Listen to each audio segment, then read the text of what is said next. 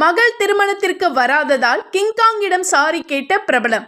Comedy நடிகர் King Kong மூத்த மகள் கீர்த்தனாவுக்கும் நவீன் அப்படின்றவருக்கும் லேட்டஸ்டா தான் கல்யாணம் நடந்து முடிஞ்சுது.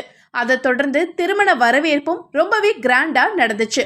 முன்னதா தன்னுடைய மகள் திருமணத்திற்கு வரணும் அப்படின்னு பல அரசியல் பிரபலங்கள் மற்றும் சினிமா பிரபலங்களுக்கு நேர்ல பத்திரிக்கை வச்சு அழைச்சாரு. ஆக்சுவலி கல்யாணத்துக்கு முன்னாடியே பத்திரிக்கை வச்சது ரொம்பவே வைரல் ஆச்சு.